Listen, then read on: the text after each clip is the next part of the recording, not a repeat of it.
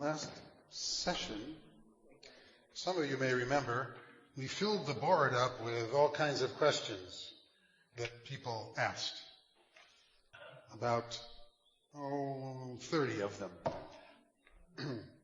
And I said that I would respond to those questions tonight. Well, some of them. Most of them, actually. But if I answered all of them, then there would be no reason for you to come on December 14th. So I have to leave something for December 14th. Very often at funerals, of which I, in the course of my life, obviously have done many hundreds of funerals over the years, I have read this poem by Hugh Robert Orr, who wrote, "They are not dead who live in hearts they leave behind.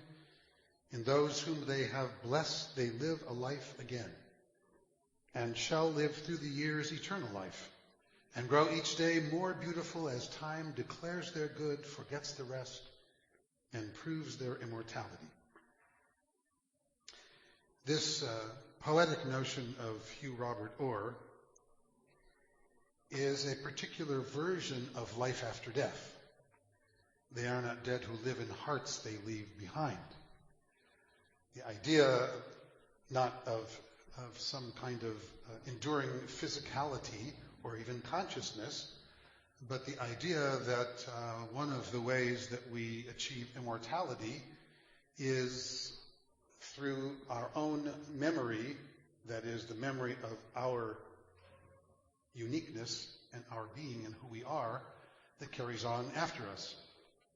Similar to the idea that we've all heard often, I'm sure, that we live on in the deeds that we perform. What Jewish tradition, in its own traditional way, would say that the only thing we carry with us into the world to come are our mitzvot.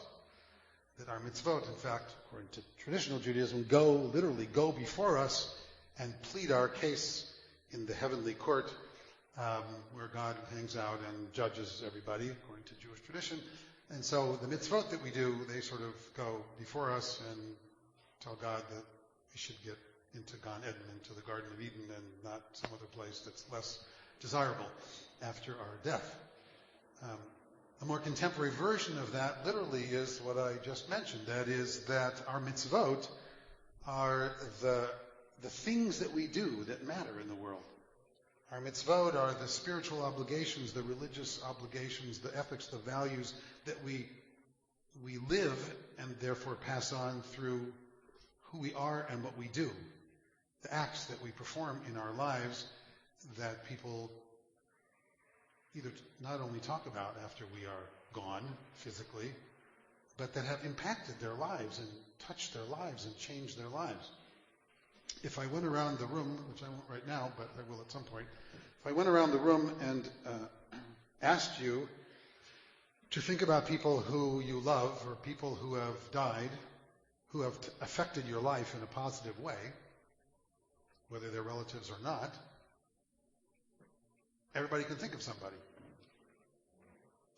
And often many people who have affected your life in a positive way and who, on some level, carry on through you remembering. I mean, when I do parenting workshops, very often I will ask parents to think about, sayings that their parents told them that they then either repeat to their own kids or that goes through their minds when they're about to do something.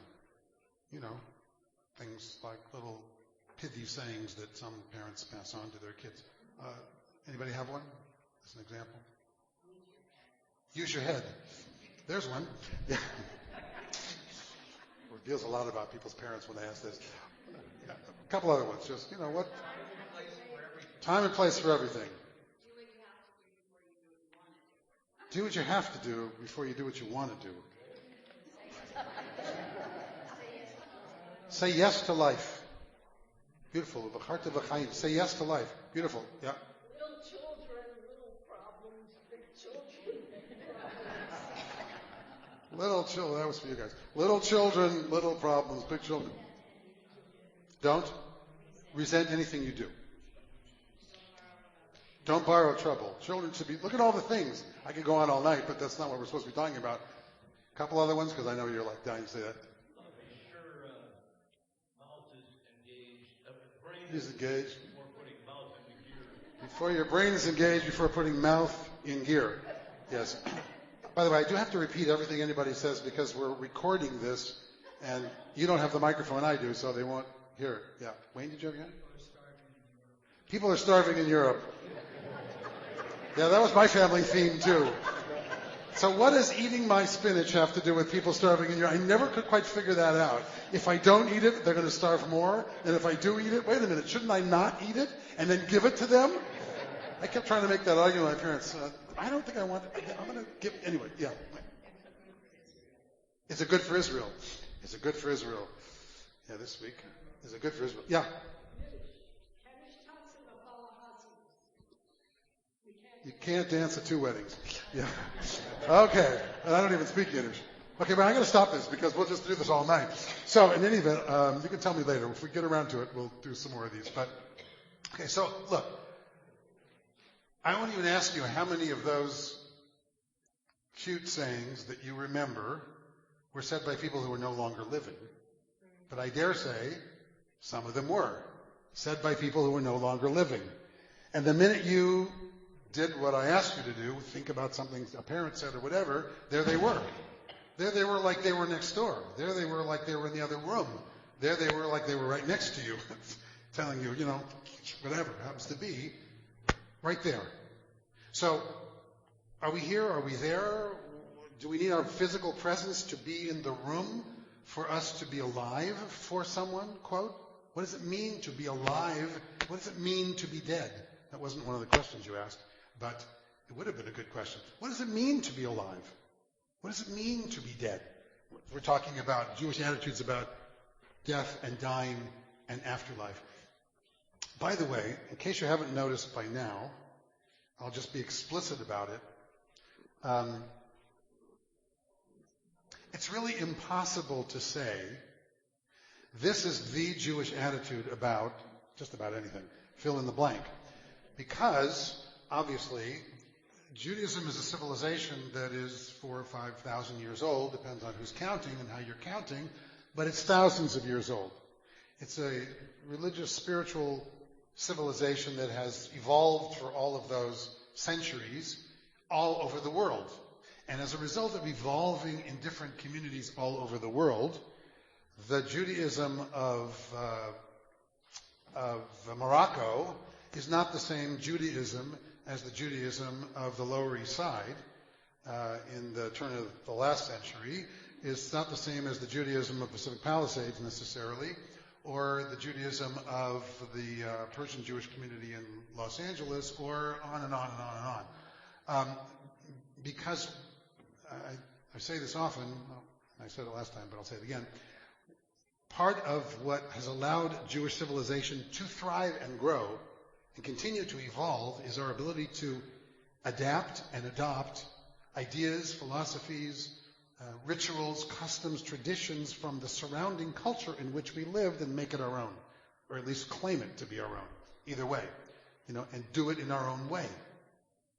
And that's continuing today. I mean, we can't even imagine truly the impact of interfaith marriage, for example, on the American Jewish community.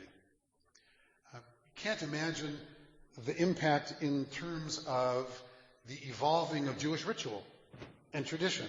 What's being Jewish going to look like 50 years in families that are one interfaith marriage after another interfaith marriage after another interfaith marriage that are still calling themselves mostly Jewish or Jewish enough or Jewish-ish, and doing Jewish and passing Jewish identity on at the same time they are acknowledging, celebrating, valuing other traditions in which that are a part of their life and a part of their family. What does that mean to being Jewish? What does that mean to Jewish tradition, Jewish ritual, Jewish culture, Jewish civilization? I've been officiating in interfaith marriages ever since I became a rabbi, so that's since 1976. So that's, 40 years almost, I think. I'm terrible at math, but something like that.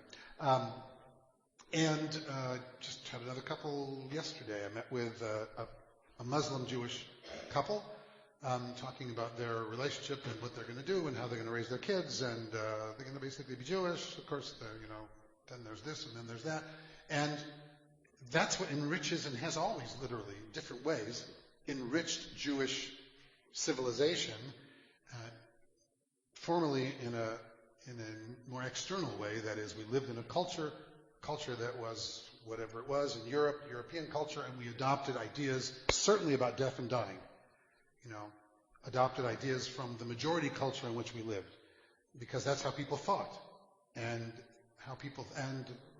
whatever the majority culture was, throughout our history, tended to have a big influence, tended to be very often sort of the more sexy version of what people wanted to aspire to. How could I be this Jewish and whatever? And certainly in modernity, with all the barriers that have broken down between religions and cultures and languages in the modern Western world, in any event, there is so much crossover from one culture to the next that it's going to be fascinating to watch what Judaism is going to grow into and become. But it's always been that way. So that's really the long version of there's no such thing as this is the definitive Jewish answer. Now, there are lots of definitive Jewish traditions, some of which I'll share tonight, about death and dying and afterlife, and angels and things like that, which you asked about. So, in Ecclesiastes, in the Bible, the book of Ecclesiastes, chapter 7, verse 1, just in case you want to know where it is, to go look it up, it says, "Greater is the day of death than the day of one's birth." Greater is the day of one's death than the day, I should have used that as sort of the headline for why you should come and talk about this. Greater is the day of one's death than the day of one's birth. So, my first question to all of you is, why did Ecclesiastes, there's no such person as Ecclesiastes, but why did the Kohelet say that? There's a whole long discussion in the Talmud about exactly this, and several comments of rabbis who say exactly the same thing as a result, that better is the day of one's death than the day of one's birth. What do you think he meant by that? Because it was a he. Yeah, Jody.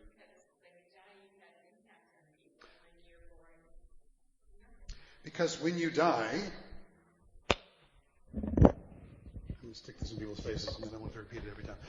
Because when you die, your story is now being told. You go to a funeral. What do you do at funerals? Give eulogies. What do you do at funerals? You go to the funeral and you talk about the person who died and what they've accomplished and what their life meant and how they mattered to people. And people get up and they share often what it was about that person's life that mattered to them, how they touched them. It's kind of like the rabbis in the Talmud specifically take this phrase and they say, this is like how foolish people are we have some travel agents here, when they go to see off a cruise ship. Traditionally, they don't do it anymore. Traditionally, everybody gathers on the dock and cheers, and you remember all these pictures, Titanic goes off, whatever. They wave, and they cheer them on, and they celebrate. The cruise is going, this big ship is going off. It should be the other way around. Everybody should be there when they get back. That's when everybody should be cheering, not when they leave. When they leave, who knows what the hell's going to happen? When they get back, then you celebrate. Then everybody's there with their stories. Everybody's there with their experiences. Everybody's there with their travels. Everybody's there with the whole journey that's been now a part of who they are. That you celebrate. That's what the rabbis say Ecclesiastes meant. This is what we do at the end of our life. The end of our life, we tell our story. The end of our life matters. We're able to stand up and go, look what I did. Look at who I loved. Look at who I touched. Look at what I gave. Look at what I contributed. Cookies afterwards. Look at what look at how I touched someone's life and brought them joy. Or look at how I opened my heart to someone. Or look at how I rescued someone. Or look at how these are my mitzvot that go before me. So therefore, the day of one's death is better than the day of one's life. A baby is born. Look, I hate to say this, but I think this every time there's a tragedy. Terrorists kill all these people in Paris this week. Horrible tragedy for everyone. One of my first thoughts is, those were just babies at one point. Little innocent babies. How did they become that? I ask myself always. Same with people that walk into, the Columbines of the world and shoot up their schools, and the same with all the oppressors and the exploiters and the people who enslave other people that we have in the world every day. I mean, that was a horrible tragedy, and it was, spread across the news and pounded into our heads as it still does, because it is terror. But the fact of the matter is, every single day in our world, much worse things are happening to many more people than that. Every single day in our world, all over the world. Not only the wars that are happening, but the exploitation and sex slavery and all this, every single day. How many people get murdered in America every day? And on and on. Not to depress you, but to say, how does that happen? These innocent babies that are born, everybody celebrate your baby's born. You hold it up and you say, look, all of that which can be and all of the hopes and dreams that we place on this little baby for what his or her life will become, and somehow along the way gets derailed and gets twisted and gets abused and gets who knows what to turn into that. Gets their mind sold on something that says it's either my way or you should die. Whatever that is. And so the rabbis in Jewish tradition rightly say it's the end of our lives that matter. Much more than the beginning of our lives. The beginning of our lives is unlimited potential. We could end up over here and be, the Martin Luther King Jr.'s of the world, or whoever you hold up as Abraham Joshua Heschel's of the world, or whoever happens to be. Or we could be over here and be the oppressors of the world. And that's what matters. And so, in that sense, talking about Jewish attitudes about death and dying and afterlife are in part to remind us that as long as you're here, it's not over yet. Reminds me of a funeral I did. I did a memorial. I was part of a memorial service a number of years ago. A spectacular memorial service for a remarkable woman. It was held at Royce Hall, in fact. She was so beloved. She filled up Royce Hall, literally, and it was like an amazing sort of star-studded memorial to this woman, who was truly quite a remarkable woman. And before, I was one of many, many people speaking there. Before, and I was backstage, because it's a stage there, obviously, at Royce Hall. And somebody who was playing and performing at this memorial for this woman, who I know, came over, said hello, and then sort of shook his head wistfully and said, I'm really sad. This really makes me sad. So I, being a clever rabbi, said, well, of course it makes you sad. It's a memorial and everyone, is mourning her passing. And he said, no, it's not that. He said, I realize no one's ever going to do this for me. So I turned to him and I said, it's not over yet.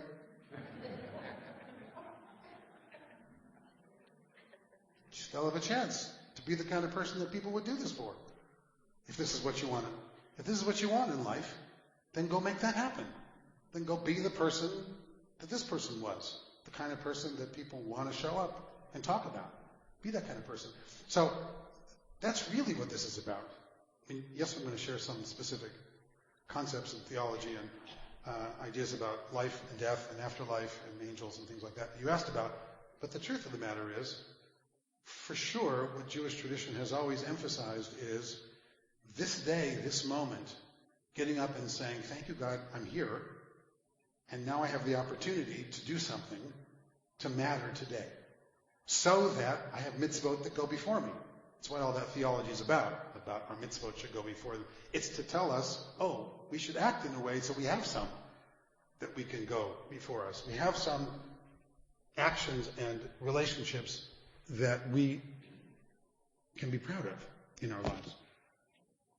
So, somebody asked about the phrase choose life, v'charta v'chaim. Start with that one for a minute, which I think I mentioned last time. Because one of the things I often talk about is to point out that in Deuteronomy it says, famously, see, I set before you life and death, good and evil, blessing and curse, therefore choose life.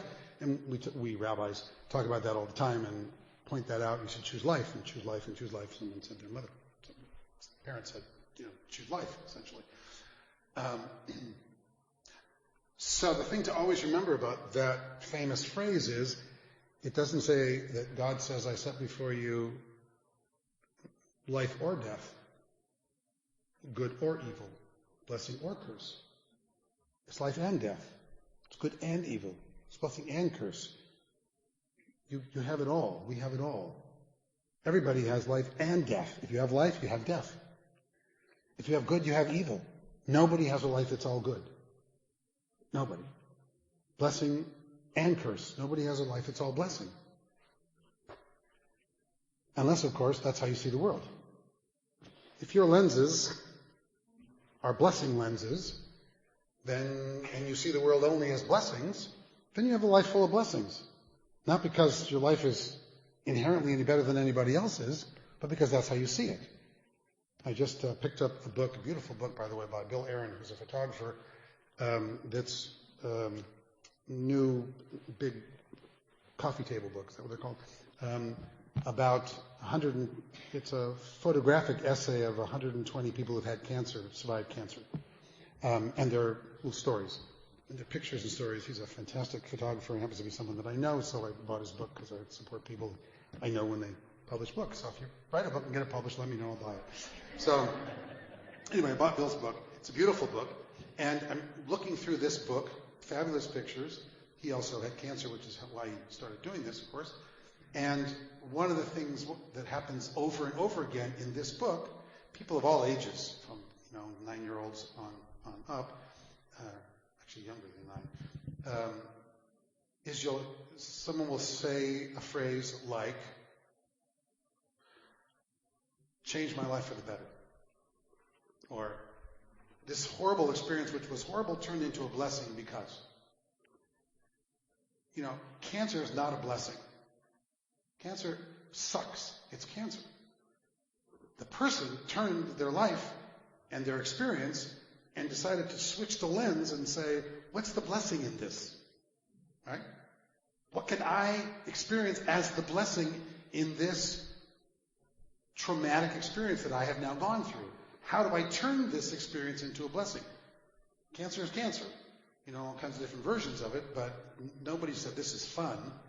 This was a thrill ride for me. It was hard and painful and scary and all the other things. And then they said, and now it's a blessing. That's the power of the human spirit, of course. That's what makes us human beings and not animals, to me. One of the fundamental things that separates us from animals, to me, is animals function primarily on instinct. Human beings get to function contrary to our instinct. We get to have minds that make choices, conscious choices, to see something, to hold something, to do something in a way that has nothing to do with our instincts, that sometimes is literally counter to our instincts. Because we choose it to be so. That's the power of that, I set before you life and death, good and evil, blessing and curse. Therefore choose, you get to choose what it means to you. Life and death, good and evil, blessing and curses. You get them all. You get them all. Some people's lives are more traumatic than others. Some people's lives have gone through much more pain and agony, physical, emotional, spiritual, with deaths and all kinds of other horrendous things happening. What we do with the choices we make as a result of those experiences varies from person to person. That's the power we have. That was the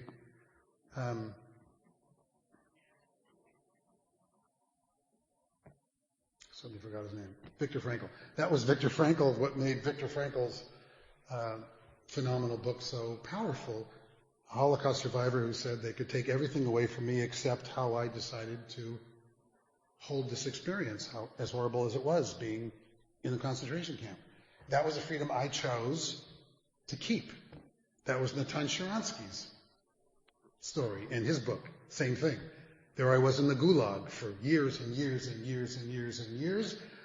Some people turn into angry, bitter, horrible monsters as a result, and I chose to be this.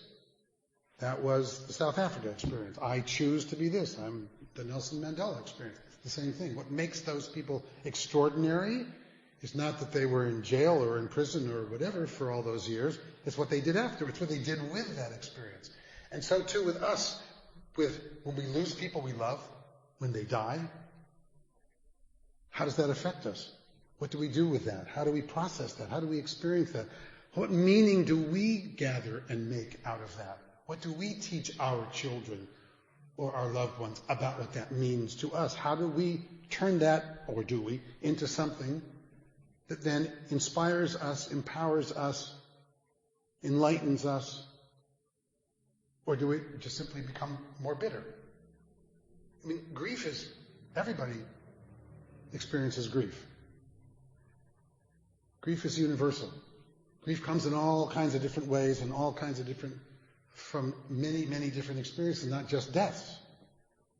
You grieve when you lose jobs. You grieve when you lose friends, whether they died or not. There's a million things to grieve over. Grieve over relationships. Grieve over things dreams that you didn't get fulfilled. Losses, because it's about loss. And loss is universal. From the very beginning of our lives, we start with loss and we go on from there. Birth is loss. I think I said that last time too. It's like you're about to be killed in the womb and strangled to death, and you fight your way out, essentially. That's what birth is. It's, you got to get out of here, because this one womb room is now shrinking so much, or literally you're growing, but it feels to you, if you're in there, that your world is collapsing on itself and it's going to kill you. Literally. So you get out. Fight your way out any way you can. The loss of that experience, the loss of that safety of that womb, which many people spend their whole lives trying to get back to in one way or another, kind of just crawl back inside and be okay. And it's both funny and it's both true. Why do we go into fetal position when things get scary? For a reason.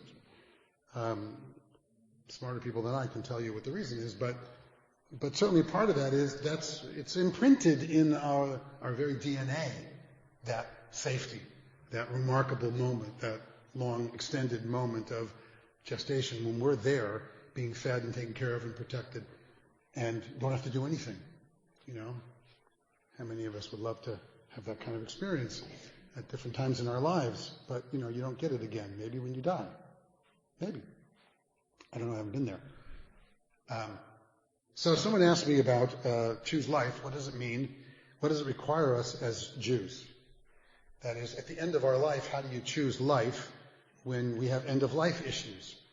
Like whether or not to have a do not resuscitate, what kind of heroic means should keep us alive or our loved ones alive. What does Judaism teach us about these end-of-life issues, about what we call euthanasia, generally. And there's, of course, two versions of that, passive and active euthanasia in the literature. And I may have mentioned this before, but there's a whole section in the Talmud that talks about, and rabbis talk about, exactly this issue. They didn't have the modern technology we have, but it didn't matter. They talked about it in their own way. And their own way was to say this. If someone is dying and they're being kept alive, this is in, rabbinic language of 1,500 years ago, and they're being kept alive because someone's outside chopping wood, or someone has put salt on their tongue. And so it's keeping them alive, stimulating them when otherwise they would die. You're supposed to stop the person from chopping wood. You're supposed to remove the salt from their tongue so that the person can die. Because everybody dies. You can't stop people from dying. And the rabbis of old were just as conscious and concerned about the process of dying and the experience of death and dying as we are. And whether it's painful or whether it's drawn out or whether what you're doing is stopping someone from the natural process of dying or whether what you're doing is, in fact, bringing them life. And that's always been the challenge of trying to figure out which is which. It's harder today than ever because of all the interventions that we can have medically, of answering those questions. But clearly, you stop a man from chopping wood if it's preventing someone from dying. You can withhold or withdraw what is essentially life support if it allows nature to take its course. That's sort of the rabbinic version, because life and death are in God's hands, according to the rabbis. And so it's part of this is one of the great ambiguities of theology. You might argue, and there are some religions that do, since life and death is in God's hands, you shouldn't intervene at all. We shouldn't even have doctors, right? Why should you have medicine? Why should you invent all these things? Let God take care of it. God gave us life. God should heal us. If God wants to heal us, we'll heal. If God doesn't, we'll die. If we get sick, it must be God's idea. If we get better, we'll thank God. If we don't, that's what God wanted. And there are people who think that, and there are people who teach that, and there are people who, there have been all kinds of lawsuits from parents who don't provide medication and intervention for their children because they say God's going to take care of them, and then they die. Judaism has a whole different attitude. Judaism, the rabbis take the phrase from the Torah that says, do not stand idly by the blood of your neighbor. Al ta'amod al dam re'acha. Literally it says, don't stand idly by the blood of your neighbor. This is how rabbis think. And not only does that mean, if you see an innocent victim being, attacked by somebody, you should get involved. That there's no such thing in Jewish tradition as an innocent bystander. If you're standing by, you're not innocent in Jewish tradition, because you're not supposed to stand by. If you see something happening to someone, you're supposed to stand up and do something about it. Al ta'amod al dam re'acha. Leviticus 19, part of the Holiness Code. Do not stand idly by the blood of your neighbor. The rabbis say this is what gives permission to doctors to intervene in your life, to heal you, to treat you, to create medicines that heal you, and all the other things that we've created over the years. Because otherwise you're standing idly by the blood of your neighbor while someone gets sick, and someone that you could possibly heal, that you could possibly help. It's the same thing. And so that's the traditional rabbinic rationale for doctors altogether, is that phrase from the Torah. And then, of course, you have to balance it against the reality that ultimately, since we all die, at some point we leave that in, quote, God's hands. At some point, you allow for the natural process of dying to take place. Jewish rabbinic tradition, the modern rabbinic tradition, even the Orthodox modern rabbinic tradition, is that, like Israeli law defines brain death as the main criteria of what constitutes death. Of course, people argue over what brain death is, I know, but that's the Israeli law, which is a reflection of Jewish tradition, Jewish law. On the other hand, pikuach nefesh, the saving of life, is considered in rabbinic literature the single most important mitzvah that there is. Pikuach nefesh. You abrogate all the laws of Shabbat for pikuach nefesh, and you've all heard people say that on Yom Kippur, if you're sick, you're supposed to eat because of pikuach nefesh. Even if the doctor comes to you and says on Yom Kippur, the only thing that's going to keep you alive is eating pork chops, you're supposed to eat pork chops, even if you're an Orthodox Jew, because your saving of your life is the most important thing. You abrogate every mitzvah, almost every mitzvah, than a couple, for the sake of pikuach nefesh. Because life is so precious to us. We have a moral obligation to rescue people. We have a world that's desperately in need of rescuing. We probably all ought to be out there doing something more than we're all doing for all the people that need rescuing in our world. But if you see someone drowning, if you see someone being attacked by animals or by people, it's the same principle that allows for Jewish organ donations, as a matter of fact. It's pikuach nefesh. to save someone's life. You can do just about anything. So the principle of choosing life is aligned with the idea of allowing someone to have a natural death, because what is natural in life is dying. Judaism considers death a natural part of life. So if your intervention is preventing them from the natural course of their death, then you're allowed to not intervene and allow someone to die and prevent them from needless suffering. That's the shortest version I can do of that. Yeah. Question? Yes. I have a problem. You have a problem with what I'm saying? Well, you won't be the first myself. person to have a problem with things I say. For myself. Yes. I would always want to prolong the life of my loved one. And where does that fit in? Where does that fit in? I don't want them to die.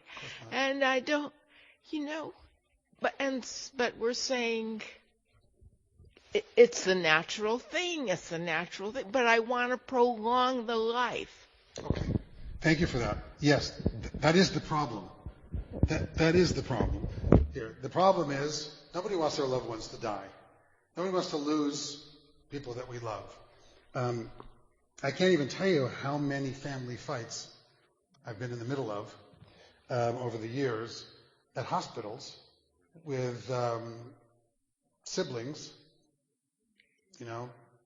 Let them die, don't let them die. Let them die, don't let them die. No, yes, and arguing and fighting because one member of the family, or two or three, it depends, bigger the family, more problems there are, wants to let the person go at the end of their life, and others say, under no circumstances, as long as there's their heart's beating, as long as whatever, keep it alive, keep them alive. So part of that, and I don't have an answer for that. I mean, that's something you have to wrestle with. My personal answer for that is, number one, everybody should have their own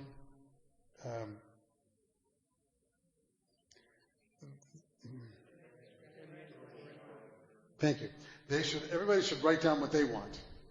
So you don't have to let someone else make the decision for you. You should say, if I'm in this situation, this is what I'd like. I'd like you to let me go. If I am not going to recover, and I'm not conscious, and I'm in this situation, and you're trying to decide, should we turn off a machine or not, just to be as blunt as possible, here's what I would like you to do.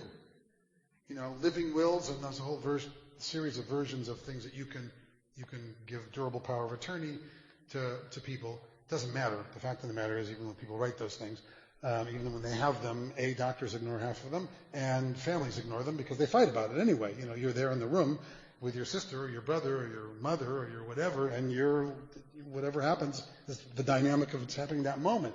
But it's clear if you, who are the person who's now lying unable to speak for yourself, have made it clear what you want. So the best thing you can do right now, since you're all here and conscious, is write down what you would want. And then people will either follow what you want or they won't. But at least when two people are saying, no, I think mom would like this, I think dad would like that, they don't have to think, because here it is. Here it is. My wife has told me very clearly, this is what I want, this is what I don't want. She doesn't know I'm dying first, so it won't make any difference. But, that's the way it works. So, but, and my parents too. My parents are now 93, both of them. And, they've written down things that they want. I have 3 sisters. So, I'm staying out of it, that's all. I'll tell you whatever. I'm staying out of all of it. And so I'm say, call me, tell me what you're going to do. But that's my nature anyway. I don't like confrontation. So, but that's the best thing. I mean, that's the only way you can really resolve, because of course everyone has the feeling you have. Nobody wants people they love to die. But here's the reality. Everybody you love is going to die. Some will die after you, and some will die before you, but everybody dies. This is the nature of life. Learning to live with that, confronting that, accepting that, recognizing that, then it's about how you do that. The quality of life and the quality of death. Are decisions that you're making about the quality of life, are they simply prolonging death, or are they creating a better quality of someone's life, allowing someone to live a quality of life? And that's, of course, we could all argue about what that means, quality of life, as well. I recognize that. But that's really the crux of the issue, is not simply having someone's heart beat. You can hook someone's heart up, and they can be beaten for a really long time when they're not there anymore. Their brain could be gone too, and their heart could be beaten away. We have lots of experiences of some of them very famous cases. Shivo, remember her, Terry Shivo? That was a big famous thing. She was beaten forever, brain dead, and, they had a huge fight, big public fight between her husband and her parents about who was in charge, and somebody got custody, and they, all that. So, yes, some of these decisions are gut-wrenching, heartbreaking decisions. That's part of why some of you are here. Because these are heartbreaking choices to have to make. Any choice you make is a bad choice in the sense that when you lose someone from the heart's perspective. On the other hand, to be loving to someone you love is to not have them suffer needlessly. To be loving and gentle and kind and caring to someone you love is not to keep them alive for your sake. It's not about you. Their life is not about you. Their life is their life. And that's part of the challenge. Part of what's required of us at the end of people's lives is to be bigger than ourselves. That's part of the hardness, what makes these choices difficult, is to be beyond ourselves and not be thinking just about ourselves and our loss, but about their life, and live with our heartbreak. Because the heartbreak's going to be there. When someone you love dies, that's the heartbreak. That's what grief is about. We have grief counselors. They're right here. They can come and help you. Yeah. I have a question, but I want to just, Yeah. as a doc who does this all the time, I tell people that there's no such thing as I just want to speak on the... Okay. I, as a physician, I tell people you were talking about every decision is a bad decision. I kind of tell them that every decision is a good decision. That no matter what you decide, it's like that which way you look at it thing. Yeah. It's as long as because your job isn't to decide. Your job is to speak for the person who cannot speak themselves. And that's the thing you all need to remember, because you're not making the decision. You're speaking for them if they could talk. And then the agony comes when you're not sure what they would say. Because most of the time, if you just close off your own pain, you know immediately what they would say. But when you don't, no decision is a bad decision as long as it's made with love and caring. And that's what gets me through a day. No, it's just because I practice it a lot. But what my question was more procedural. I run into a lot of very conservative Jewish families and some very conservative Jewish physicians who seem to say that we can never stop, that it's not okay to ever withdraw anything. I run into that a lot. And would you like me to give you some traditional Jewish resources to have moments like that? Well, yeah. Is that really true? You end up arguing. No. I don't. You're not going to argue. You can stay up. They're wrong. Okay. It's the answer. The answer is they're wrong. Wrong in the sense that there are absolutely traditional, legitimate, orthodox, rabbinic responses to that question that allow, yes, absolutely. That doesn't mean, but like I said in the beginning, there is no one right Jewish way of doing that. There are also responses that say the opposite. Yeah. So you get to pick your responses just like you get to pick your interpretation of Torah and everything else in life. So because that's what they believe and because that's what they are looking for, they will find that in Jewish tradition. that as well. So because you get two Jews, you get three opinions, and so there are traditional sources that say yes and traditional sources that say no for just about everything. So for those of us who look for liberal versions of tradition, we can find them. Liberal versions of Orthodox tradition, we can find them because they're there, and they were in the 200 years ago or whatever, in the 1800s and the 1900s, in the traditional rabbinic responses to these questions. For those who don't look for that, they can find the opposite as well, because it depends on who your authority is. In the traditional Orthodox world, it matters a lot who you consider to be the authority figure in this Rav or this Rav, this rabbi or that rabbi, because we're not like the Catholic Church, where everybody knows who to turn to for the ultimate word on yes or no. You go to the Pope says it. I mean, people argue still with the Pope, but still, there's a hierarchy and there's somewhere to go. We don't have anywhere to go. You can come talk to me, but you'll know in advance what I'm going to say before you come to talk to me anyway. It'll be whatever you want, mostly. So, whatever works for you will be fine with me, and I'll find, Jewish tradition to support that if you want. But in the Orthodox world, I think a lot of people feel like they're being bad or they're doing something wrong if they let go when they maybe were brought up in a conservative tradition. Yes, I think that's true. That's very hard for people at that. It's true. That there are, look, we all grow up with all kinds of traditions, superstitions, with learning that this is how you do things, or that's how you do things, or this is what you don't do, or this is what you don't do, what you do. That, just like when I asked before, what did your parents teach you or tell you? Well, that extends to every aspect of life. Your parents taught you, or this depends on which community you grow up in, what you learn, what's the right way to do things. What's the right thing to do? And when it comes to life and death issues, guilt is rampant. Everybody's guilty around life and death issues.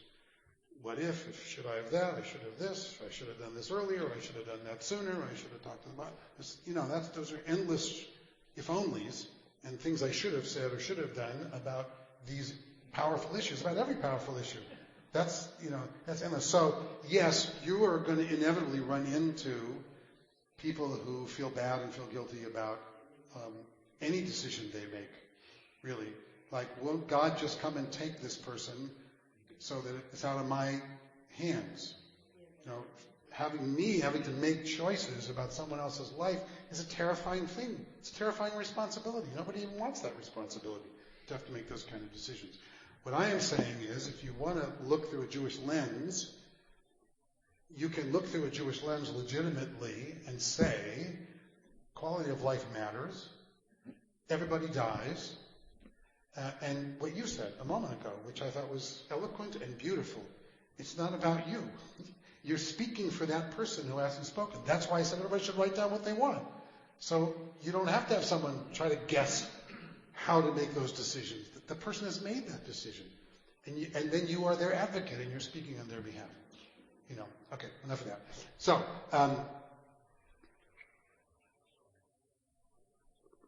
resurrection. I'm just going to go through some of these things. Judaism and resurrection. People ask me about Judaism and resurrection. Where do you see this list? So, here's the thing about Judaism and resurrection. I won't ask you how many people think that Jews believe in resurrection, but they do. Belief in resurrection of the body and the soul at one point was a basic Jewish doctrine. It's basic, fundamental Jewish doctrine, resurrection of the body, resurrection of the soul. Not in the 21st century, not basic in the 20th century, but didn't I just start it out by singing Elohai Neshama? There's a whole series of prayers, some of which are even in our prayer book. I didn't grab them out, but you have to trust me on that. Some of which are in our prayer book that talk about in Mechayeh HaMeitim, which is who revives the dead. That we've changed some of the language to make it a little more contemporary in the Reconstructionist version, but the traditional prayer is you thank God for Mechayeh Metim, for reviving the dead. There is this whole very elaborate traditional Jewish notion that, I mentioned it last time as a matter of fact, that at the end of days, when the Messiah comes and everything, and God decides that the world is already ready for the end of days, all of us are going to be resurrected. Our bodies we're going to end up with our bodies. There's discussions about which version of our bodies we're going to end up with. But my wife works for a plastic surgeon, so you can guess which version she likes. But anyway, there's all these different traditions based on the fact that we are physically going to be resurrected and all live in Jerusalem again together at one point. That's not a Christian thing? Well, it's also a Christian thing. Yes, it's also a Jewish thing. Jews and Christians have a lot of things in common. They do it their version, we do it our version. So it was around the time that Christianity was created, invented, and came into being. You have heard of the famous Sadducees and the Pharisees and those things. So they disagreed about it. The Pharisees taught, under the earth, there will be rewards and punishments according as they have lived virtuously or not in this life. And those who have not will be detained in an everlasting prison of some kind. And those who have lived virtuously will have the power to revive and live again. It's a classic sort of Pharisaic teaching. The Sadducees argued souls die with the bodies. It's the end. You go to the earth, you're done. They were ahead of their time, period. But that was around the time that Christianity came into being. So yes, it became a Christian concept. I don't know how it started exactly, but we're coming up to which holiday is the next holiday? It's a little pop quiz. Thanksgiving. And the next Jewish holiday after that is Hanukkah. Exactly. So, in Hanukkah, there was a Maccabean revolt. Lots of things happened as a result of the Maccabean revolt that were new, that were innovations. The first thing that happened was the idea of pikuach nefesh, saving life, took precedence over Shabbat. That started in the Maccabean revolt. Because during the first Maccabean revolt, with Judah and his merry band, his brothers and his father, people didn't fight on Shabbat. You can't fight on Shabbat, and they got slaughtered. So every time they got found, if it was Shabbat, they wouldn't fight, they got killed. So they created the idea of pikuach nefesh, docheh HaShabbat, that pikuach nefesh, the saving of life, is more important than Shabbat, so that they could fight in the Maccabean revolt. That's where that whole idea came from originally. So apart from that, just a little touch of whatever. In the Maccabean revolt, which is the 2nd century BCE, people were dying. It was a huge slaughter. Lots of people were dying for their faith. And so, is God calling me here? The idea of resurrection as a reward emerged during the Maccabean revolt and became firmly planted as a Jewish idea. It's a quote. Rabbi Meir in the Talmud said, "You can find resurrection in the Torah because it says, 'Then will Moses and the children of Israel sing this song to God.'" This is how rabbis decide what they want to say and then find a way of saying it. Okay? So, it says in the Torah, "Then will Moses and the children of Israel sing this song to God." Rabbi Meir said it doesn't say sang this song. It says, "We'll sing this song." When are they going to sing this song? They're already dead. Well, obviously there's going to be resurrection. They'll be able to sing when they get resurrected. What can I tell you? There's a phrase in the Talmud. All Israelites have a share in the world to come. All Israelites have a share in the world to come. Well, what does that mean? What's the world to come? How are they going to have a share in the world to come? The traditional rabbinic notion is you die, but then you're going to come back, so you have a share in the world to come. It's literally resurrection. But then there's a phrase in the Talmud that says, all Israelites have a share in the world to come, except those who say there's no resurrection of the dead. Or that the Torah isn't from heaven. That's in Sanhedrin, in the Talmud.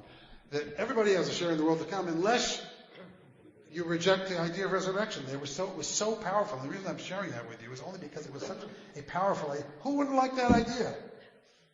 I mean, you can see why that would catch on. Nobody wants to die. So the idea that you could be promised that you're going to come back is pretty attractive. You're going to come, don't worry. I know you're going to die, but don't worry about it because you're going to come back. So resurrection became a constant and consistent rabbinic notion. And how could this happen? People would ask, well, the rabbis, what do you mean, resurrection? How could that happen? And the rabbis would say, because, they weren't dumb, ever, in any era, just because they didn't have the same scientific knowledge we have. They watched bodies. They were much more intimately involved in death and dying than we are. Most of us, it's sanitized. We don't even see anybody dying. Everybody in the old days, you died at home. You didn't go to a hospital. Didn't have hospitals. You were born in the home. You died in the home. You were buried outside. They watched. They knew. Your bodies disintegrate. Everybody knew that. You knew that your bodies disappear. So it's logical to ask, wait a minute, how could you be resurrected? Your guy's body disappeared already. And the answer would be, if God could create the whole universe out of nothing, God could do anything. Of course God could bring back your body. Anytime. Which of course is logical. It makes perfectly good sense. If God can create the universe out of nothing, then God can resurrect anybody. Rabbi Chia ben Joseph in the Talmud said, a time will come when the just will break through the earth and rise up in Jerusalem. And they'll rise up dressed in their clothes, he says, in the Talmud. Some people taught that as we die, that's how we'll be resurrected. Whatever age we die, that's how we're going to come back looking like that. And not only that, but if we die blind, we're going to be resurrected blind. And others taught that in resurrection, everybody's healed. If you're lame, if you're blind, if you're deaf, if you're whatever you happen to be, when you get resurrected, you're total and you're healed and you're whole. Because the whole idea, which was a much more common idea, that in resurrection is wholeness. Life atones for whatever sins you have, cleanses you of whatever problems you have, and when you are resurrected, just as your soul is pure, so too your body comes back in a pure state as well. Obviously, Reform and Reconstructionist Jews, I don't know obviously, but Reform and Reconstructionist Jews over the last 100 years have almost universally rejected the idea of resurrection of the dead. You won't find that. By the way, this is a lovely book. This is the shortest version about what happens. It's called What Happens After I Die. Still in print. It's Jewish Views of Life After Death. And by a friend of mine I used to work with, Danny Syme, two rabbis, Rafat Sonsino and Daniel Syme. Amazon still has them. And in this book, there are the first section is sort of traditional versions of life after death, and then a whole series of different essays by different contemporary Jewish thinkers about what they think about life after death, just to give you an idea that there's a range. But it's a nice resource. So, yes, there was resurrection in Jewish tradition, and yes, there was reincarnation in Jewish tradition. For those who are into reincarnation, you can find it in Judaism. It's called Gilgul Neshamot, the Gilgul HaNefesh, rolling or turning of souls, what you like to call recycling of souls. There's no clear reference to that in the Torah itself, and really don't know where it came from, but by the 12th century, it was taken for granted in Jewish mystical texts and the Kabbalah, and that there was reincarnation. That our souls, because our souls had to go somewhere. Once you decide that your soul is pure and endures beyond the body, then the question is, where's it go? So once you decide that you have your essence, your neshama, has an existence beyond your physicality, then sort of all bets are off. Then you have to decide, where's your soul go? For some, in Jewish tradition, the soul simply returns to God from whence it came. It goes back to sort of the storehouse of all souls. And for others, the idea of reincarnation was very attractive. And just like all the classic ideas of reincarnation that you've heard of from other religious traditions, some taught in Judaism that souls come back only in human bodies, and some taught that we're here on earth for our souls are on a journey. Our souls are on a quest. Our souls are here to learn and to grow and to fulfill themselves, to grow our own souls into perfection, and that in that journey, when we die, when we haven't completed that journey, we come back in another version. Sometimes as an animal, and sometimes as a tree, and sometimes as a flower, and whatever. We may come back in, whatever is appropriate, for our souls on their journey, on their soul journey. It sounds like many other religious traditions, because human beings are the same. So here's the other bottom line. Human beings are the same. You can have a different religious label, but everybody lives and everybody dies. Everybody suffers and everybody, has moments of joy. Everybody has loss and everybody has grief. Doesn't matter what your religion is. None of us have a lock on any of those emotions. All of us are the same. So it's not unusual to discover that in many different religious traditions we have common ideas and common philosophies and common theologies. And yes, even in Judaism, if you're into it, you can find it in Judaism. Why do some people act like animals? Because, it's our animal soul that got reincarnated into their body, and they haven't quite gotten to the totally human level yet, because it's that, they act like pigs because they are kind of thing, you know what I mean? So, which is nice if you're into that. Also, here's the other thing. Once you accept that souls have independent lives from bodies, that they existed before birth and they exist after death, a whole range of ideas opens up. One of them is, we were with, for example, someone this past week who shared about her infant dying from SID, sudden infant death. Well, horrible tragedy.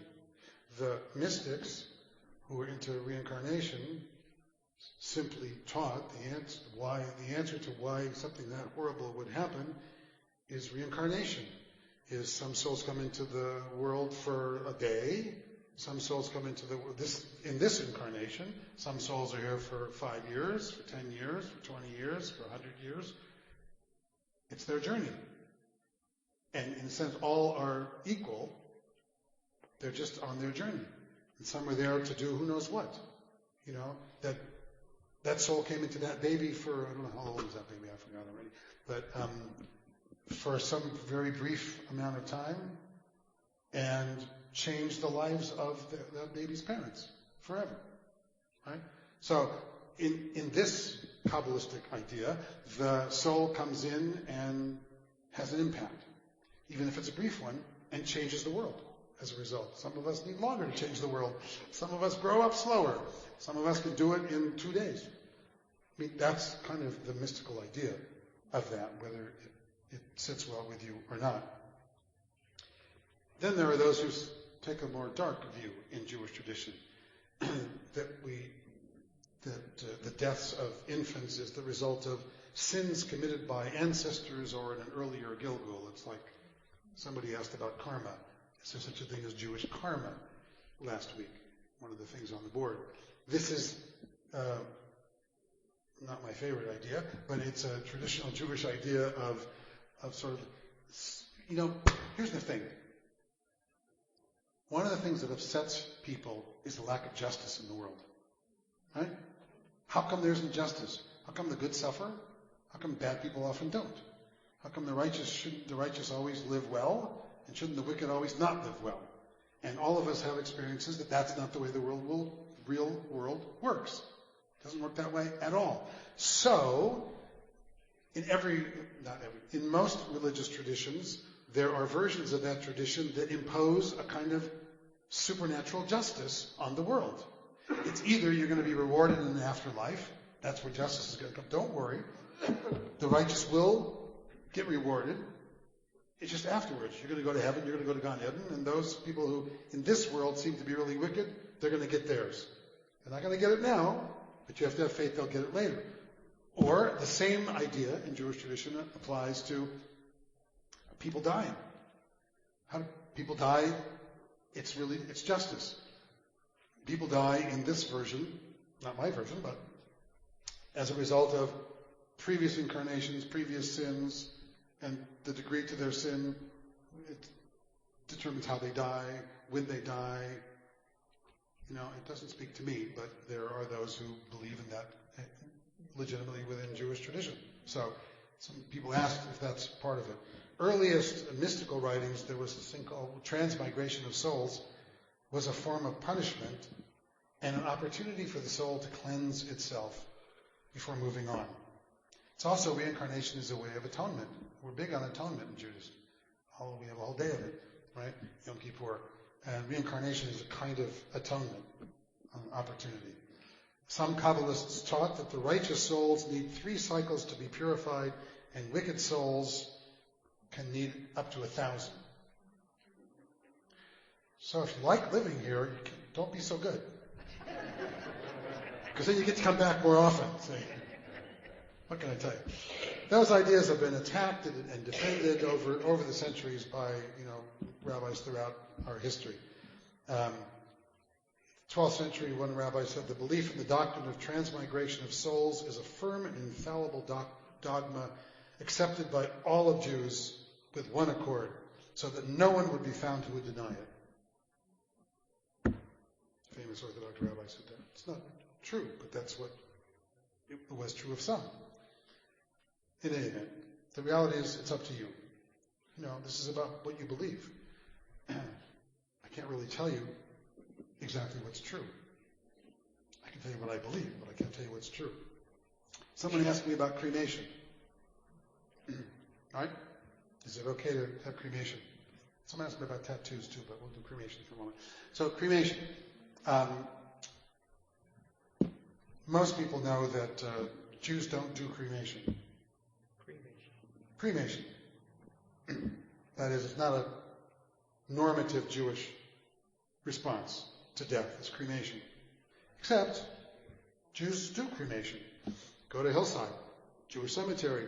Hillside has little teeny plots for ashes, that you can buy. They also facilitate cremation. More and more Jews are, for ecological reasons and other kinds of reasons, are choosing cremation.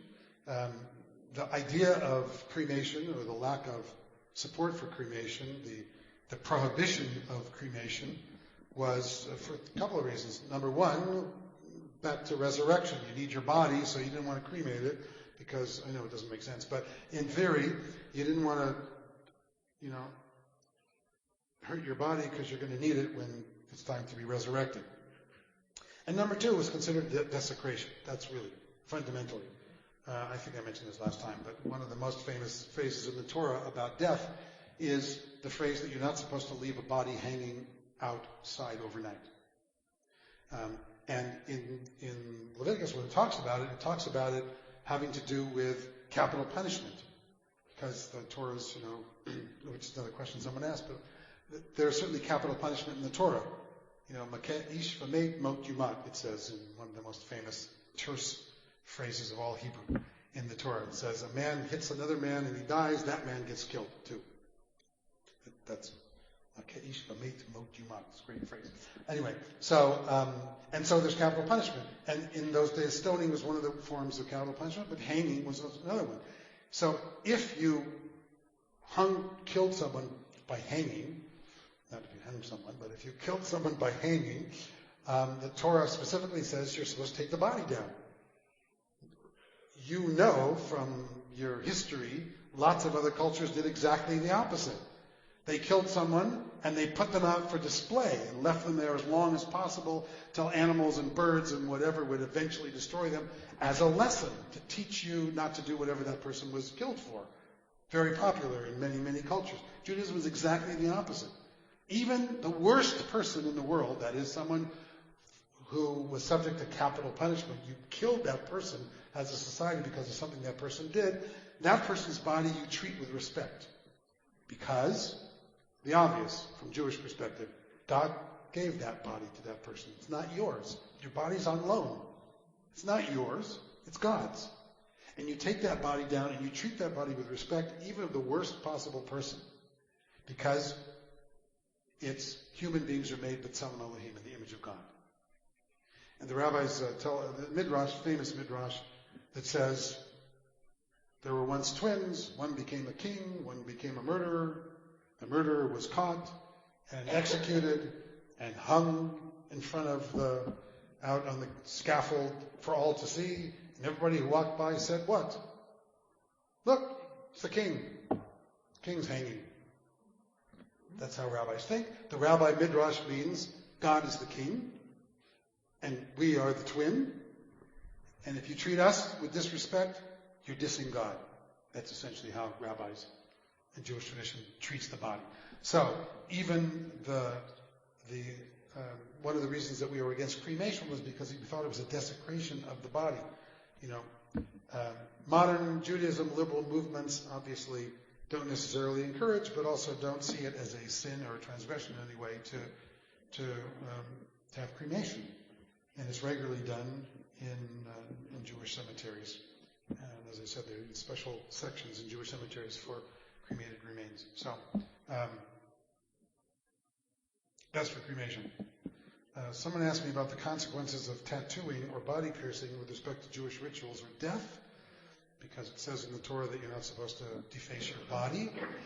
The Torah says in Leviticus, you shall not make gashes in your flesh for the dead or incise any marks on yourself. I am Adonai. So in the Mishnah, in rabbinic writings, Rabbi Shimon ben Yehuda says, one is not a sin doing this unless you write there the name of a god, which became the sort of dominant majority rabbinic idea even in rabbinic times, Talmudic times. It wasn't the tattooing that was the problem. It was that other surrounding cultures used tattooing to place the names of their idolatrous gods on their skin as an amulet to walk around like, that kind of thing. People do, hold up crosses against vampires or whatever you do. The same thing, they would tattoo names of gods, their gods, on their bodies to protect them as a sign, as an expectation they would be protected. Since that's one of the major sins of the entire Torah is idolatry, and about half of the rules of the Torah are about how to avoid idolatry in various ways. That's what the prohibition about tattooing is fundamentally, not only, but fundamentally about that. Things that then became idolatrous, having the name of God. Yeah, Les, you have something? If I may. You may. To take you back to the issue of cremation. Cremation, yeah. I'm coming up here. You mentioned that cremation is viewed as a way of desecration of the body. Yeah. In Jewish tradition. In Jewish tradition. However, many Jews were burned during the Holocaust and at other times. So the question is... Tattooed also. Yes, exactly. Although not with... Against their will. Yeah. Yes. So the question is does Judaism consider the burnt bodies desecrated, or only when Jews do it? No. Jewish tradition would consider that what the Nazis did was desecrate Jewish bodies by putting Jews in ovens.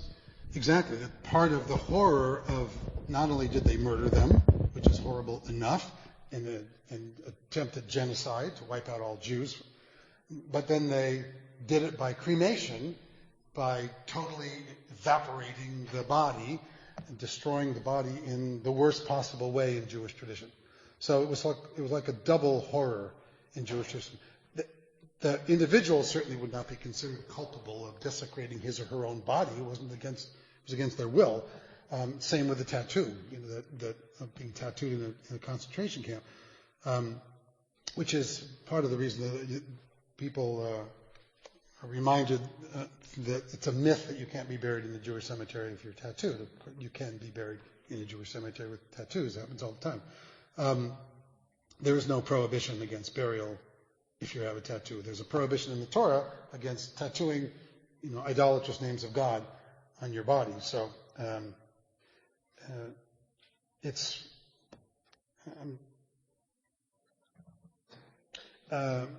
it goes back to Maimonides. Maimonides says that tattooing itself is a form of idolatry. So any tattooing is as if you're making your body more important than anything else by using body art.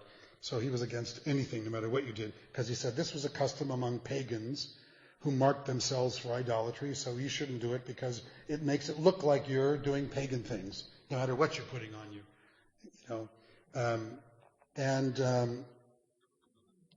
However, remember I said something last time, those of you who were here, that I'll say again because it's a fundamental principle of how to understand sacred writings, certainly Jewish sacred writings, which is, if it says don't do it in the Torah, that means people are doing it. If it says do it, that means people are not doing it. Otherwise, they wouldn't have to say those things. So anytime there's a prohibition that says, thou shalt not something, that's because people were shouting. They were doing it. And if it says, thou shalt do this, that means people were not doing it, and the people who wrote the Torah wanted you to do it. So, the very fact, say biblical scholars, that there is a prohibition in the Torah against tattooing is only there for one reason. People were tattooing themselves. People have always been tattooing themselves. It's not just something that your kids invented, in the last 10 years. People have always been tattooing themselves. It's just, and so therefore, and part of the Torah, you have to remember, from the grand view of looking at Torah, sacred Jewish writings, the overall purpose, in a sense, of all of the mitzvot in the Torah is to make us unique and separate from other people. Is community building. That is, other people do this, so we don't do it. Other people eat that, so we don't eat it. People tattoo, so we don't. Whatever. There's a huge body of literature about most of the mitzvot in the Torah could all be related to how to create us as a separate, unique people that would survive as a community in a world that's bigger than us. So, the Jewish dietary laws are the easiest, perfect example of that. If you can't eat with someone, you're not going to marry them. Right? So, how to keep a community separate? Tell them they can only eat this when everybody else is eating something else. That's how people socialize. Around food and meals all the time. So, and that's just the easiest one to look at. But most of those, majority of Jewish mitzvot, really, and rituals, are about how to create a sacred community that is unique and that is self-referential and that will survive in a world that's bigger than us, no matter where we are.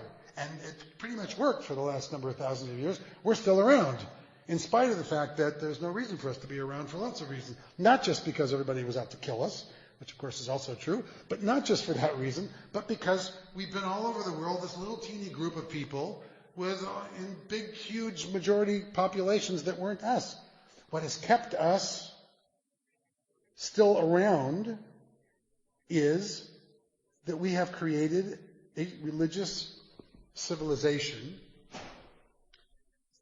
that has customs and traditions that have held people's interest and commitment. That we keep showing, you're still here. You all came to synagogue. You're still around when there's a million other things you could have done tonight. I know it's my charm. But there's a million other things you could have done, and here you are. And most of you belong to this synagogue.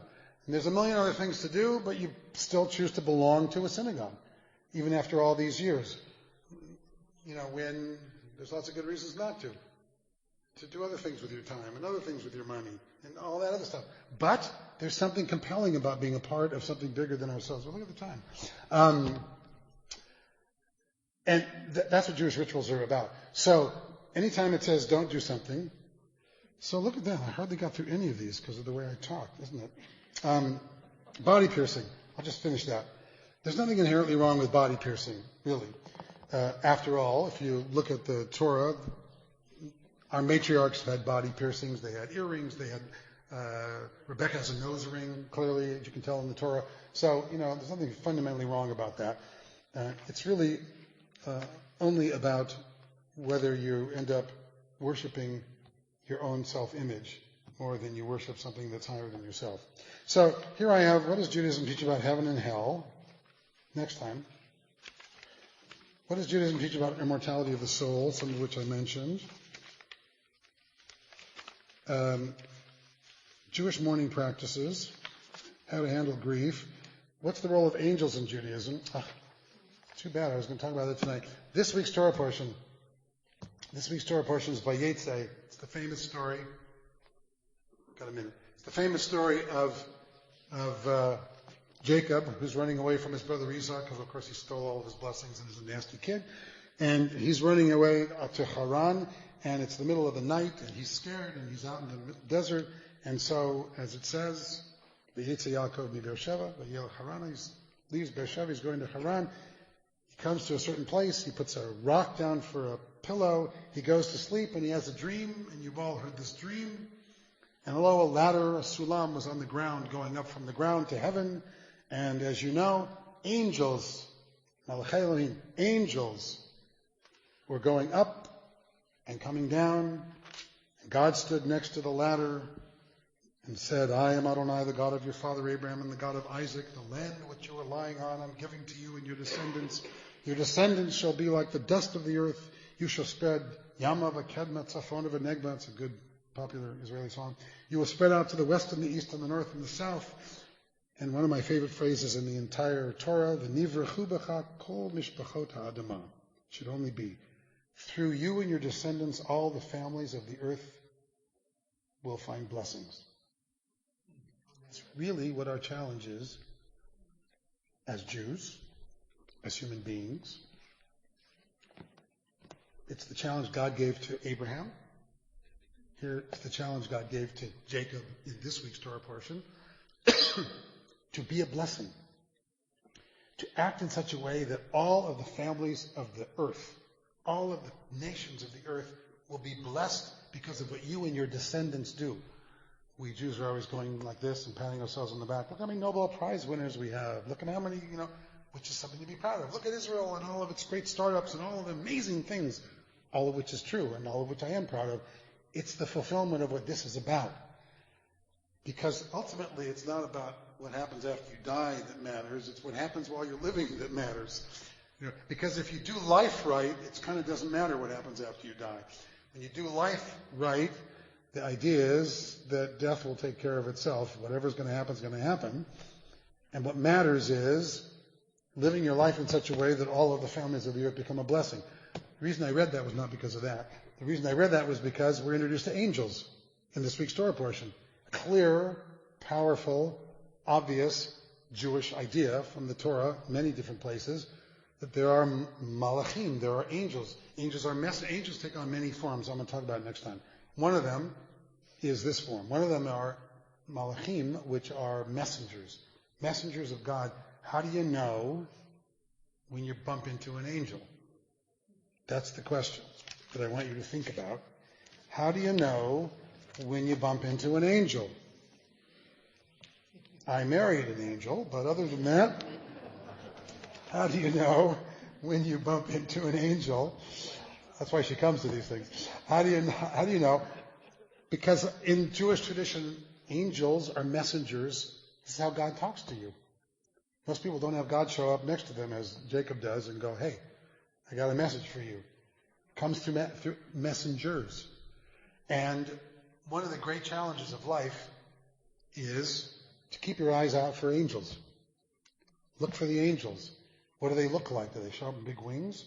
Or, sometimes an angel can be your oncologist. Angels come in many different forms. I'll give you the traditional version next time because I'm supposed to stop now and I can talk for hours and ever. But I want to thank you for coming. If you have here's a couple things. One, you can reach me at one word, Rabbi Reuben, that's RABBIREUBEN, at ourki.org, Rabbi Reuben at ourki.org. Or you can call me or you can just drop in. If you have questions that you want to make sure I deal with next time, because I'm going to deal with the rest of the list that was there last time, feel free to email me and let me know. If you want to just come in and talk about angels or whatever, I'll have to do that too. And that's number one. Number two, there are cookies out there. Yes? There are cookies out there. Thank you for the cookies, Winnie. And number three, I don't know what number three is. Anybody have a number three? Happy Thanksgiving, everybody.